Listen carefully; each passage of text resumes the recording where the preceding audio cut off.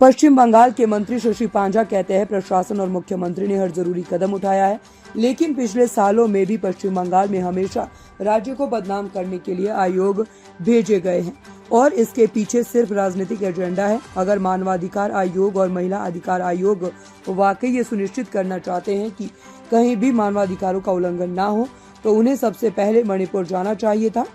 पश्चिम बंगाल भेजे गए राष्ट्रीय आयोग हमारे राज्य आयोगों की बातों को नजरअंदाज करते हैं। राज्य आयोगों ने देखा है कि राष्ट्रीय आयोग यहाँ के लोगों को भड़काते हैं और उन्हें अपनी शिकायतें दर्ज करने के लिए उकसाते हैं, जिससे शायद केंद्र सरकार को मदद मिले, भाजपा को खुशी मिले और राज्य सरकार के खिलाफ जाए। में सबसे ज्यादा अगर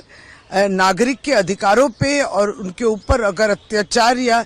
जिस तरीके से सारे जगत में बात हो रही है मणिपुर को लेके,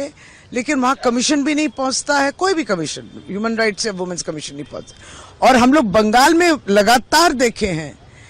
कि हमेशा कमीशंस या चाइल्ड राइट्स कमीशन सभी पहुंच जाते हैं और पहुंच के भी कहीं ना कहीं ये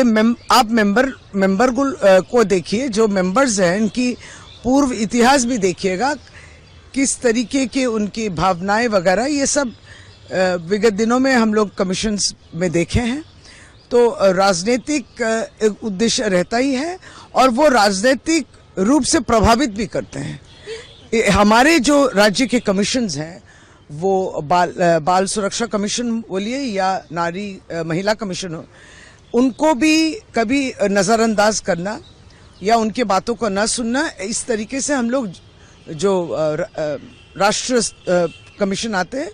उनकी ये इस तरीके के व्यवहार देखे। और कभी कभी ऐसा भी हुआ है कि कमीशन स्टेट कमीशन के संग एकदम लड़ाई झगड़ा, पर साफ सुथरे भाषा में स्टेट कमीशन ने देखा है कि ये कमीशन जब आते हैं वो लोगों को वहां भी उकसाते हैं, उनको लीडिंग क्वेश्चंस देके प्रोवोक करते हैं कि इस तरीके से आप कंप्लेंट कीजिए, जो शायद केंद्र सरकार के लिए मदद होगी या ये राज्य सरकार के विरुद्ध होगा या फिर भारतीय जनता पार्टी को जो अच्छा लगेगा उनके कानों में सुनने के लिए, इस तरीके के बात बोलने के लिए मजबूर भी करते हैं लोगों को।